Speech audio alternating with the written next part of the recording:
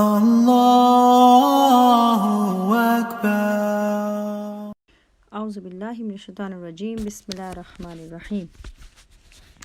اگر کوئی ہم سے پوچھے ہم سورہ مزمل کیوں پڑھتے ہیں، ان الفاظ کے کیا معنی ہیں، زندگی میں اس سے کیا فائدہ ہوتا ہے، آخرت میں کیا اجر ملے گا، تو ہمارا جواب کیا ہوگا؟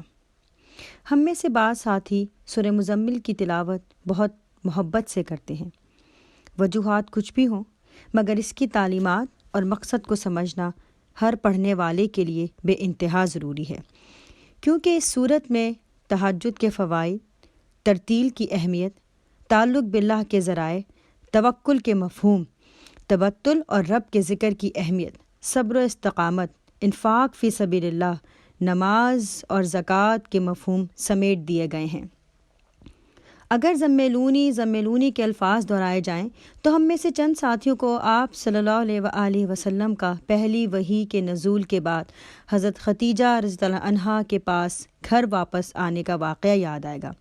اللہ تعالیٰ نے آپ صلی اللہ علیہ وآلہ وسلم کا یہ معصومانہ انداز اتنا پسند فرمایا کہ اللہ سبحانہ و تعالیٰ نے آپ کو اس صورت میں اسی نام سے پکارا۔ اللہ سبحانہ و تعالیٰ نے فرمایا، یا ایھا المزمل، اے اوڑھ لپیٹ کر سونے والے، رات کو نماز میں کھڑے رہا کرو مگر کم، آدھی رات یا اس سے کچھ کم کر لو یا اس سے کچھ زیادہ بڑھا دو، اور قرآن کو خوب ٹھہر ٹھہر کر پڑھا کرو۔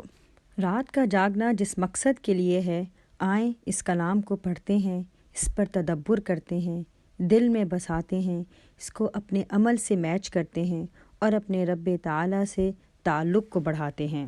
اگر ہمیں دین کی تعلیمات پر عمل کرنے کے لیے مدد چاہیے تو اس صورت میں ڈھونڈنی پڑے گی۔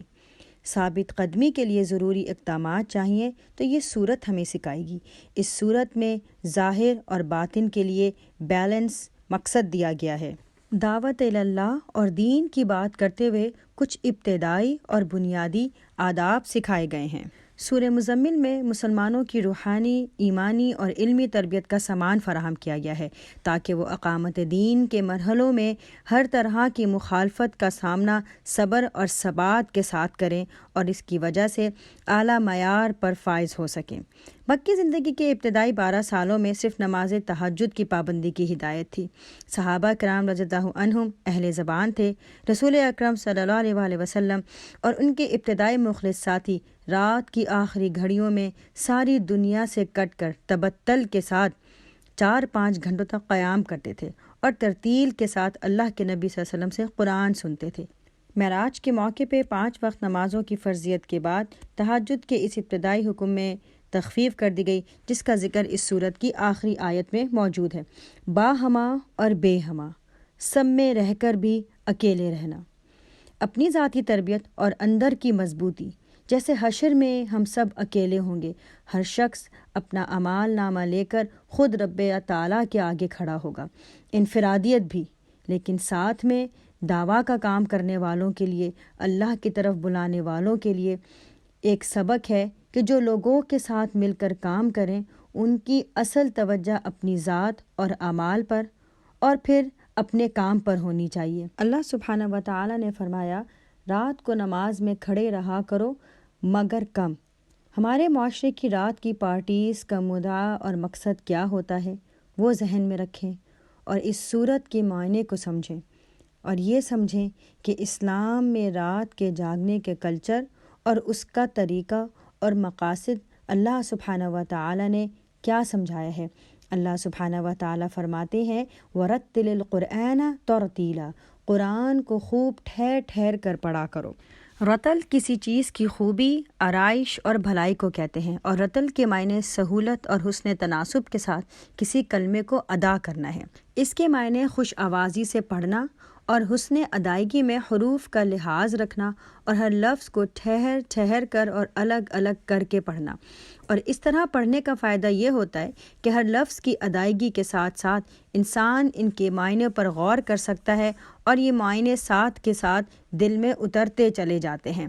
یعنی تیز تیز رواں دواں نہ پڑھو، بلکہ اس طرح سے پڑھو کہ ایک ایک آیت پر ٹھہرو تاکہ ذہن پوری طرح کلام الہی کے مفہوم اور مدعا کو سمجھے اور اس کے مضامین سے متاثر ہوں۔ کہیں اللہ کی ذات و صفات کا ذکر ہو تو اس کی عظمت و ہیبت دل پر طاری ہو جائے، کہیں اس کی رحمت کا بیان ہو تو دل جذبات تشکر سے لبریز ہو جائے، کہیں اس کے غضب اور اس کے عذاب کا ذکر ہے تو دل پر اس کا خوف طاری ہو، کہیں کسی چیز کا حکم ہے یا کسی چیز سے منع کیا گیا ہے تو سمجھا جائے کہ کس چیز کا حکم دیا گیا ہے اور کس چیز سے منع کیا گیا ہے۔ یعنی پڑھنے والے کو قرآن کے الفاظ صرف ادا ہی نہ کرنے آتے ہوں بلکہ ان پر غور و فکر اور تدبر کرنا بھی پتہ ہو۔ رسول اکرم صلی اللہ علیہ وسلم کی قرأت کا طریقہ حضرت انس رضی اللہ عنہ سے پوچھا گیا تو انہوں نے کہا کہ آپ الفاظ کو کھینچ کھینچ کر پڑھتے تھے۔ اسی طرح حضرت ام سلمہ سے یہ سوال کیا گیا تو انہوں نے بتایا کہ حضور اکرم صلی اللہ علیہ وسلم ایک ایک آیت کو الگ الگ پڑھتے اور ہر آیت پر ٹھہرتے جاتے تھے، مثلاً الحمدللہ رب العالمین پڑھ کر رک جاتے، پھر الرحمن الرحیم پڑھتے اور اس کے بعد رک کر مالک یوم الدین کہتے۔ اللہ سبحانہ و تعالیٰ فرماتے ہیں انا سنلقی علیک قولا ثقیلا، ہم تم پر ایک بھاری کلام نازل کرنے والے ہیں۔ قرآن کو بھاری کلام اس بنا پر کہا گیا ہے کہ اس کے احکام پر عمل کرنا، اس کی تعلیم کا نمونہ بن کر دکھانا، اس کی دعوت کو لے کر ساری دنیا کے مقابلے میں اٹھنا اور اس کے مطابق عقائد، افکار، اخلاق، آداب، تہذیب، پورے نظام کو بدل دینا ایک ایسا کام ہے کہ جس سے بڑھ کر کسی بھاری کام کا تصور نہیں کیا جا سکتا۔ اس کا دوسرا مفہوم یہ بھی ہے کہ اللہ کے نبی صلی اللہ علیہ وسلم کو یہ بات سمجھائی جا رہی ہے کہ اس کلام کے نزول کا مرحلہ بڑا دشوار کام ہے اور تمہیں اس کے لیے تیار رہنا چاہیے۔ اللہ سبحانہ و تعالیٰ فرماتے ہیں در حقیقت رات کا اٹھنا نفس پر قابو پانے کے لیے بہت کارگر اور قرآن ٹھیک پڑھنے کے لیے زیادہ موزوں ہے۔ دن کے اوقات میں تو تمہارے لیے بہت مصروفیات ہیں۔ آیت میں لفظ استعمال ہوا ہے اشد وطئا، جس کے معنی میں اتنی وسعت ہے کہ کسی ایک فقرے میں اسے ادا نہیں کیا جا سکتا۔ ایک مطلب یہ ہے کہ رات کو عبادت کے لیے اٹھنا اور دیر تک کھڑے رہنا چونکہ طبیعت کے خلاف ہے اور نفس اس وقت آرام کا مطالبہ کرتا ہے، اس لیے یہ فعل ایک ایسا مجاہدہ ہے جو نفس کو دبانے اور اس پر قابو پانے کی بڑی زبردست تاثیر رکھتا ہے۔ دوسرا مطلب یہ ہے کہ یہ دل اور زبان کے درمیان موافقت پیدا کرنے کا بڑا مؤثر ذریعہ ہے، کیونکہ رات کے ان اوقات میں بندے اور خدا کے درمیان کوئی دوسرا حائل نہیں ہوتا، اور اس حالت میں آدمی جو کچھ زبان سے کہتا ہے وہ اس کے دل کی آواز ہوتی ہے۔ تیسرا مطلب یہ ہے کہ یہ آدمی کے ظاہر اور باطن میں مطابقت پیدا کرنے کا بڑا کارگر ذریعہ ہے، کیونکہ رات کی تنہائی میں جو شخص اپنا آرام چھوڑ کر عبادت کے لیے اٹھے گا وہ لا محالہ اخلاص ہی کی بنا پر ایسا کرے گا، اس میں ریاکاری کا سرے سے کوئی موقع ہی نہیں۔ ایک اور مطلب ہے کہ یہ عبادت چونکہ دن کی عبادت کی بنسبت آدمی پر زیادہ گرا ہوتی ہے، اس لیے اس کا اہتمام کرنے سے آدمی میں بڑی ثابت قدمی پیدا ہوتی ہے، وہ خدا کی راہ میں زیادہ مضبوطی کے ساتھ چل سکتا ہے اور اس راہ کی مشکلات کو زیادہ استقامت سے برداشت کر سکتا ہے۔ اللہ سبحانہ و تعالیٰ فرماتے ہیں وَاذْكُرِ اسْمَ رَبِّكَ وَتَبَتَّلْ إِلَيْهِ تبتیلا۔ اس آیت میں ایک ایسی عبادت کا حکم ہے جو رات یا دن کے ساتھ مخصوص نہیں بلکہ ہر وقت اور ہر حال میں جاری رہتی ہے، اور وہ ہے ذکر اللہ، رب کا ذکر۔ اور اس سے اگر عام مراد لی جائے تو چاہے وہ زبان سے ہو، دل سے ہو، یا ہمارے ہاتھ پاؤں سے ہو، یا اللہ کے احکام میں مشغول رکھنے سے ہو، اللہ کا ذکر ہے۔ تبتل کے معنی کسی چیز کو کاٹ کر کسی چیز سے جدا کرنا، یعنی ہر قسم کی مصروفیات سے توجہ ہٹا کر اور فارغ ہو کر اللہ تعالیٰ کی طرف توجہ کرنا اور خلوص نیت کے ساتھ رب تعالیٰ کی عبادت میں مشغول ہو جانا۔ اور چونکہ یہ کام بھی دن کے ہنگاموں میں اور شور میں حاصل نہیں ہو سکتا، اس کے لیے بھی رات ہی کو اٹھنا مناسب ہے۔ اللہ سبحانہ و تعالیٰ فرماتے ہیں وہ مشرق و مغرب کا مالک ہے، اس کے سوا کوئی خدا نہیں، لہٰذا اسی کو اپنا وکیل بنا لو۔ وکیل اس شخص کو کہتے ہیں جس پر اعتماد کر کے کوئی شخص اپنا معاملہ اس کے سپرد کر دے، اردو زبان میں بھی وکیل کا لفظ اسی شخص کے لیے استعمال ہوتا ہے جس کا حوالہ اپنا مقدمہ کر کے ایک آدمی مطمئن ہو جاتا ہے کہ اس کی طرف سے وہ اچھی طرح مقدمہ لڑ لے گا اور اسے خود اپنا مقدمہ لڑنے کی حاجت نہیں رہے گی۔ اللہ سبحانہ و تعالی ہمیں سمجھاتے ہیں کہ جب تم اس دین کی دعوت کے کام کے لیے نکلو تو تمہارے خلاف جو مخالفتیں آئیں، جو طوفان اور پریشانیوں کا تمہیں سامنا کرنا پڑے، تمہیں اس کے لیے پریشان نہیں ہونا چاہیے، اس لیے کہ تمہارا رب وہ رب ہے جو کہ مشرق اور مغرب کا مالک ہے، تمام کائنات کا مالک ہے، جس کے ہاتھ میں تمام اختیارات ہیں۔ تم اپنا معاملہ اس کے حوالے کر دو اور مطمئن ہو جاؤ کہ اب تمہارا مقدمہ وہ لڑے گا، تمہارے مخالفین سے وہ نمٹے گا اور تمہارے تمام کام وہ بنائے گا۔ علماء یہ بات سمجھاتے ہیں کہ یہاں تک اللہ سبحانہ و تعالی نے 6 احکامات کا ذکر کیا ہے۔ سب سے پہلے رات میں اللہ سبحانہ و تعالی کی عبادت کے لیے تنہائی، قرآن کریم کی تلاوت میں مشغول ہونا۔ تیسرا، رب تعالیٰ کا ذکر کرنا۔ چوتھا، اللہ سبحانہ و تعالیٰ کی طرف رجوع کرنا۔ اور پانچواں، اللہ سبحانہ و تعالیٰ پر توکل کرنا۔ اور آخر میں لوگوں کی دی ہوئی پریشانیوں، تکلیفوں کے اوپر صبر جمیل کرنا۔ اللہ سبحانہ و تعالیٰ فرماتے ہیں، اور جو باتیں لوگ بنا رہے ہیں ان پر صبر کرو اور شرافت کے ساتھ ان سے الگ ہو جاؤ، اور جھٹلانے والے خوشحال لوگوں سے نمٹنے کا کام تم مجھ پر چھوڑ دو اور انہیں ذرا کچھ دیر اسی حالت پر رہنے دو۔ ہمارے پاس ان کے لیے بھاری بیڑیاں ہیں، بھڑکتی ہوئی آگ اور حلق میں پھنسنے والا کھانا اور دردناک عذاب۔ یہ اس دن ہوگا جب زمین اور پہاڑ لرز اٹھیں گے اور پہاڑوں کا حال ایسا ہوگا جیسے ریت کے ڈھیر ہیں جو بکھرے جا رہے ہیں۔ آیت میں لفظ استعمال ہوا ہے ذا غصۃ۔ غصہ کے معنی گلے میں لگ جانے والے پھندے کے ہیں کہ کوئی نوالا گلے میں اس طرح پھنس جائے کہ نہ وہ نگلا جا سکے اور نہ اگلا جا سکے۔ اولی نامہ وہ لوگ ہیں جو معاشرے میں اپنا ایک حلقہ اثر اور مخصوص مقام رکھتے ہیں، اور جب کبھی دعوت ان کے سامنے پیش کی جاتی ہے تو وہ اس کی مخالفت اس لیے کرتے ہیں کہ انہیں اپنا مقام چھن جانے کا خطرہ ہوتا ہے۔ اللہ سبحانہ و تعالیٰ فرماتے ہیں کہ انہیں بھڑکتی ہوئی آگ میں پھینکا جائے گا اور کھانے کو تھوہر کا درخت ہوگا، جو بھوک کی مجبوری کی وجہ سے بھی کھانے کی کوشش کریں گے مگر اس کے گلے میں پھندا لگ جائے گا اور بڑی مشکل سے نیچے اترے گا، اور اللہ سبحانہ تعالیٰ فرماتے ہیں کہ ان کے لیے اس سے بھی زیادہ دردناک عذاب ہے۔ اللہ سبحانہ و تعالیٰ فرماتے ہیں، تم لوگوں کے پاس ہم نے اسی طرح ایک رسول گواہ بنا کر بھیجا ہے جس طرح ہم نے فرعون کی طرف ایک رسول بھیجا تھا۔ پھر دیکھ لو کہ جب فرعون نے اس رسول کی بات نہ مانی تو ہم نے اس کو بڑی سختی کے ساتھ پکڑ لیا۔ اگر تم ماننے سے انکار کرو گے تو اس دن سے کیسے بچ جاؤ گے جو بچوں کو بوڑھا کر دے گا اور جس کی سختی سے آسمان پھٹا جا رہا ہوگا۔ اللہ کا وعدہ تو پورا ہو کر ہی رہنا ہے۔ یہ ایک نصیحت ہے، اب جس کا جی چاہے اپنے رب کی طرف جانے کا راستہ اختیار کر لے۔ ان آیات میں اللہ سبحانہ و تعالیٰ نے مجھے اور آپ کو یہ بات سمجھائی ہے کہ یہ قرآن کی نصیحت، یہ قرآن کی دعوت دل کا سودا ہے۔ کسی پہ زبردستی اسلام مسلط نہیں کیا جا سکتا۔ ہر انسان کو، دنیا میں آنے والے ہر انسان کو پوری آزادی رائے کا حق ہے۔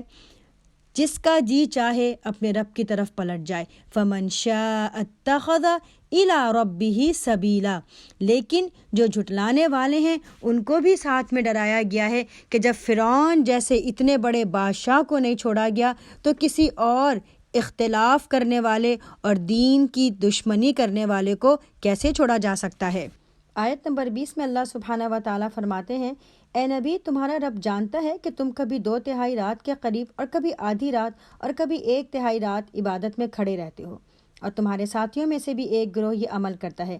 اللہ ہی رات اور دن کے اوقات کا حساب رکھتا ہے، اسے معلوم ہے کہ تم لوگ اوقات کا ٹھیک شمار نہیں کر سکتے، لہٰذا اس نے تم پر مہربانی فرمائی۔ اب جتنا قرآن آسانی سے پڑھ سکتے ہو پڑھ لیا کرو۔ اسے معلوم ہے کہ تم میں کچھ مریض ہوں گے، کچھ دوسرے لوگ اس کی فضل کی تلاش میں سفر کرتے ہیں، اور کچھ اور لوگ اللہ کی راہ میں جنگ کرتے ہیں، پس جتنا قرآن آسانی سے پڑھا جا سکے پڑھ لیا کرو، نماز قائم کرو، زکوٰۃ دو اور اللہ کو اچھا قرض دیتے رہو۔ جو کچھ بھلائی تم اپنے لیے آگے بھیجو گے اسے اللہ کے ہاں موجود پاؤ گے، وہی زیادہ بہتر ہے اور اس کا اجر بہت بڑا ہے۔ اللہ سے مغفرت مانگتے رہو، بے شک اللہ بڑا غفور الرحیم ہے۔ علماء ہمیں یہ بات سمجھاتے ہیں کہ یہاں پہ نماز تہجد میں آسانی کر دی گئی، لیکن اس کے ساتھ ہی 4 چیزوں کے لیے احکامات دے دیے گئے: نماز، زکوٰۃ، انفاق فی سبیل اللہ اور استغفار۔ اللہ سبحانہ و تعالیٰ نے حکم دیا کہ اب تقریباً نصف رات کے بجائے جتنا آسانی سے تہجد میں قرآن پڑھ سکتے ہو پڑھ لو، اور ساتھ میں 3 اسباب بھی دے دیے گئے کہ جو لوگ مریض ہیں ان کے لیے آسانی ہے، جو لوگ تلاش روزگار کے لیے سفر کر رہے ہیں ان کے لیے آسانی ہے، اور جو مجاہد فی سبیل اللہ ہیں ان کے لیے آسانی ہے۔ لیکن اس کے ساتھ ہی یہ بات سمجھا دی گئی کہ 5 وقت کی نمازوں کا اہتمام کرنا، زکوٰۃ ادا کرنا، اللہ کی راہ میں انفاق کرنا جس کو کہ قرض حسنہ کہا گیا ہے۔ زکوٰۃ کا ذکر الگ ہے، قرض حسنہ کا ذکر الگ کیا گیا ہے، اور اس کے بعد اللہ سبحانہ و تعالیٰ نے فرمایا ہے وَاسْتَغْفِرُوا اللَّهَ، اللہ سبحانہ و تعالیٰ سے مغفرت مانگتے رہو۔ مطلب یہ ہے کہ تم نے آگے اپنی آخرت کے لیے جو کچھ بھیج دیا ہے وہ تمہارے لیے اس سے زیادہ فائدہ مند ہے جو تم نے دنیا میں روک کر رکھا ہے۔ ہر وہ بھلائی کا کام جو تم اللہ کی راہ میں کرتے ہو، یا ہر وہ مال جو تم اللہ کی راہ میں خرچ کرتے ہو اللہ کی رضا حاصل کرنے کے لیے، وہ تمہارے لیے اس مال سے بہتر ہے جو تم نے دنیا میں اپنے پاس روک کے رکھا ہے۔ حضرت عبداللہ بن مسعود کی روایت ہے کہ ایک مرتبہ رسول اکرم صلی اللہ علیہ وآلہ وسلم نے پوچھا، تم میں سے کون ہے جس کو اپنا مال اپنے وارث کے مال سے زیادہ محبوب ہے؟ لوگوں نے عرض کیا، یا رسول اللہ صلی اللہ علیہ وآلہ وسلم، ہم میں سے کوئی بھی ایسا نہیں ہے جسے اپنا مال اپنے وارث کے مال سے زیادہ محبوب نہ ہو۔ فرمایا، اعلموا ما تقولون، سوچ لو کہ تم کیا کہہ رہے ہو۔ لوگوں نے عرض کیا، یا رسول اللہ، ہمارا حال واقعی یہی ہے۔ اس پر آپ صلی اللہ علیہ وآلہ وسلم نے فرمایا، تمہارا اپنا مال تو وہ ہے جو تم نے اپنی آخرت کے لیے آگے بھیج دیا، اور جو کچھ تم نے روک رکھا وہ تو تمہارے وارث کا مال ہے۔ یہ بخاری کی حدیث ہے۔ جو لوگ رات کو اٹھ کر قرآن پر تدبر کرتے ہیں، اللہ سبحانہ و تعالیٰ ان کے دل اور زبان کی کیفیت ایک کر دیتے ہیں، ان کو ریا سے پاک کر دیتے ہیں، ان کے ظاہر اور باطن میں یکسانیت پیدا کرتے ہیں، ان کی طبیعت میں ٹھہراؤ آ جاتا ہے، وہ ثابت قدم ہوتے ہیں۔ اللہ سبحانہ و تعالیٰ ان میں محنت کرنے کی عادت ڈالتے ہیں۔ جب ساری دنیا سوتی ہے تو وہ اٹھتے ہیں، اور یہی ان کا مجاہدہ ہے۔ یہ انسان میں آسانیاں اور فرار پسندی کے بجائے عزم، حوصلہ اور مشقت کی عادت کو ڈال دیتا ہے۔ وہ شخص جو نیند کو توڑے، اللہ سے محبت اتنی بڑھاتا ہے کہ وہ تقویٰ سے بڑھ کر احسان کے عمل پر پہنچ جاتا ہے۔ جو لوگ دنیا کمانا چاہتے ہیں وہ بھی تو راتوں کو جاگتے ہیں، تو پھر آخرت کمانے والے راتوں کو کیوں نہ جاگیں؟ اللہ سبحانہ و تعالی مجھے اور آپ کو سورہ مزمل کو سمجھ کر، اس کے احکامات کو سمجھ کر، اس کے فوائد سمیٹنے والا، اس کے احکامات کو اپنی زندگیوں میں اتارنے والا، اللہ سبحانہ و تعالی سے تعلق بڑھانے والا، اللہ کی راہ میں خرچ کرنے والا، اس سے مغفرت طلب کرنے والا، اور اس کی طرف بار بار پلٹنے والا بنائے۔ وما علینا الا البلاغ۔ السلام علیکم ورحمۃ اللہ وبرکاتہ۔ اللہ اکبر۔